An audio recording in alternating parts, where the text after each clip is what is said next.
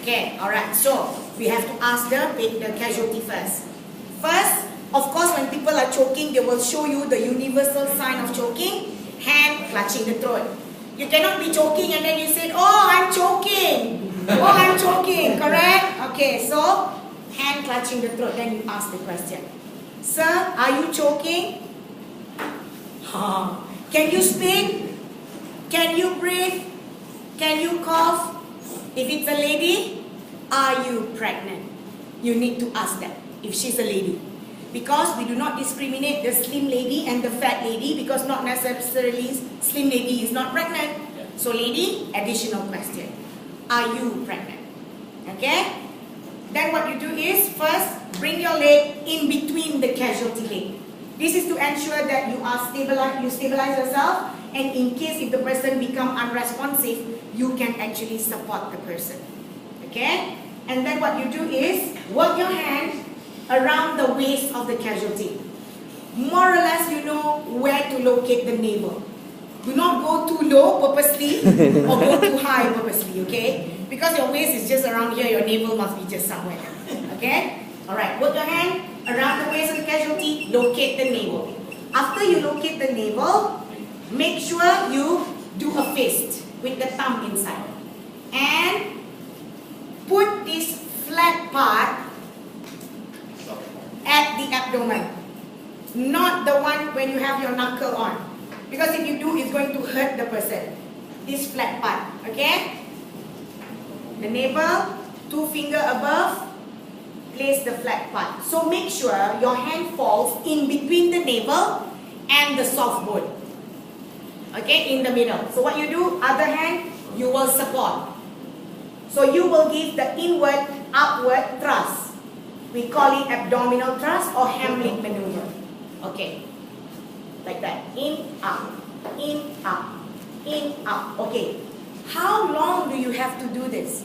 You have to do it until the foreign object is out or until the person become unconscious. Okay, let's say now if the person become unconscious, what should you do? We have to perform CPR. But CPR normal and CPR unconscious choking, we are sure that this person is choking because from conscious becomes unconscious. The difference is only before you give the 2 ventilation, you need to check the mouth area. Okay? When it becomes unconscious, we don't have, we skip danger, we skip response, because we already know that the person is not responding. Immediately you compress the chest. After compression, check the mouth area. The idea is, if you compress, you are creating that artificial cough. You are creating that air to push out the foreign object. And the idea is when you blow, to make sure that the foreign object goes in. If it goes further to the stomach, even better. Because the idea is you need to clear the passageway for respiration. That's all. So that is the difference between normal CPR. Because normal CPR, you have to do 5 cycles. Correct? 5 cycles, check for breathing. But for unconscious choking CPR, before you blow, you check the mouth area for foreign object. Okay, alright. Now, just now slim gentleman, slim lady not pregnant, and children. However, for children, because they are pretty small, so you can always do that Heimlich maneuver method same on your knee. Mean you kneel to their level. So it's easier. Because if they are short, then you have to bend like this. It will not be comfortable for you also. So make sure you see what is the height of the child. Okay? And then for medical term or medical aspect, the guideline age for a child will be from 1 year old until 8 years old. For medical term. Yeah? 1 to 8 years old is child. Anything above 8 years old, adult. Or above 25 kilo is all adult. And infant is only below 12 months to 0 months. So that is infant. Okay? Just a guideline for medical. Because airline, our guideline for children is different, right? Children are 2 years below, correct? That can still sit on the mother's lap. Anything above 2, you must buy a seat. So that is different. Airline age is different. But medical, anything above 8, above 25 kilogram, adult, 8 to 1 year old, child, below 12 months is infant. Okay, alright. So now, obese person, pregnant lady. Because their abdomen is really, really big, we cannot do a thrust on the abdomen. If it's a pregnant mother, you might see something else coming up from down there if you do that. Okay, alright. Then we have to do childbirth delivery on board, okay? So what you do, of course, obviously you see they are obese or pregnant lady, you don't go ask, are you obese, sir? No. Are you choking? Of course. Can you speak? Can you breathe? Can you cough? I will help you. Same method. Put one foot in between the casualty leg. Work your hand now around the breast line. Okay. All of us have breasts. So there's nothing to be embarrassed about. The only thing is the gentleman breast does not grow. That's it. But you still have to work under your breast line. Okay. Work your hand under the breast line. What do? Locate the soft bone. Okay, how do we locate the soft bone? You know our rib cage, it has the hollow soft part over here. So that is where your soft bone is.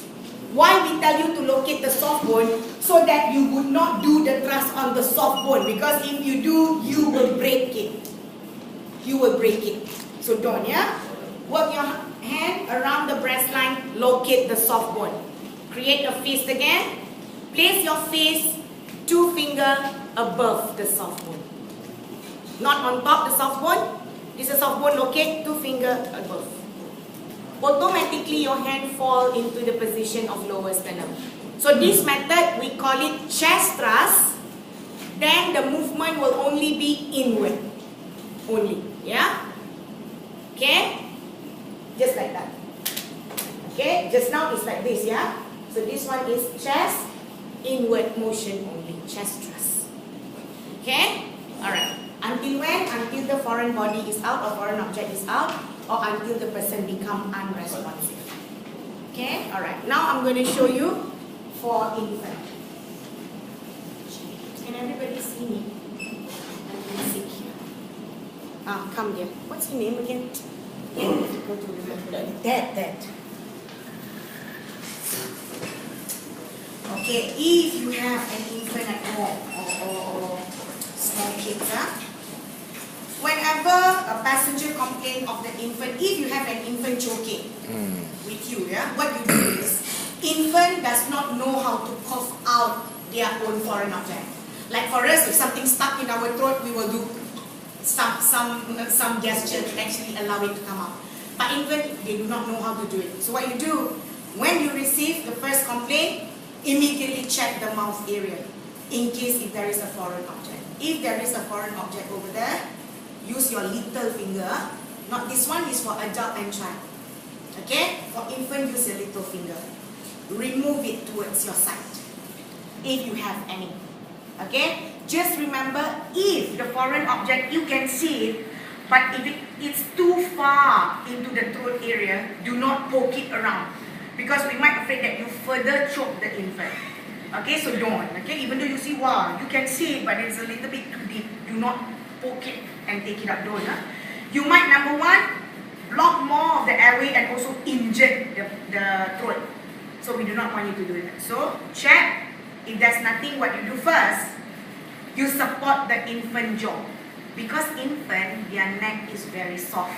If you don't support them properly, you might break the spinal cord. Okay? Support the infant jaw with your palm. Make sure the abdomen of the infant is resting on your forearm. Turn the infant.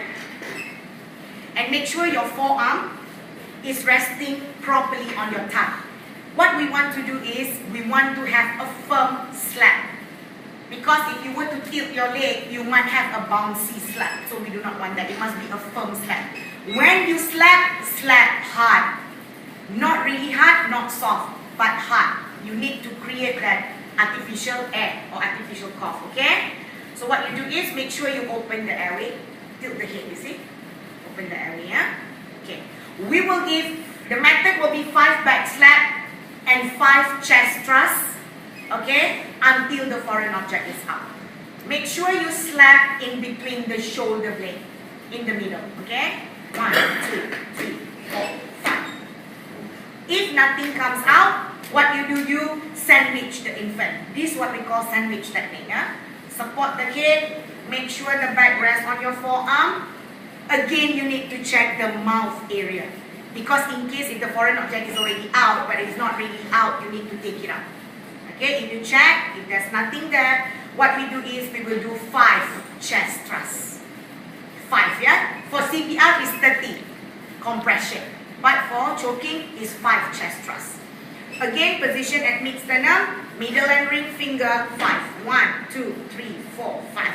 If nothing comes out, again you check the mouth area. If there's none, you sandwich the infant again. 1, 2, wah! The baby cry. Okay. When the baby cry, you will think that something is out. Okay. Not necessarily. Not necessarily. Sometimes the child might vomit. However, if you see some foreign object already drop, take the foreign object and secure. For the crew, they have to do this. They have to secure the foreign body because this will be the evidence to the doctor or to the more qualified paramedic. Okay, if something is out, what you do, stop. Bring the infant automatically onto your side. Okay, check the mouth area in case if there is a remaining foreign object. Okay, if there is, remove. If there's none, immediately you determine breathing. Check for breathing. Look, listen and feel for 10 seconds. Look for the chest rise and fall. Listen for the sound of breathing. Feel for the expired air. If there is breathing, recovery position. Okay. Alright? If still not breathing, meaning something is still stuck, continue your 5 back slap, 5 chest thrusts until the foreign body is out or until the infant becomes unconscious.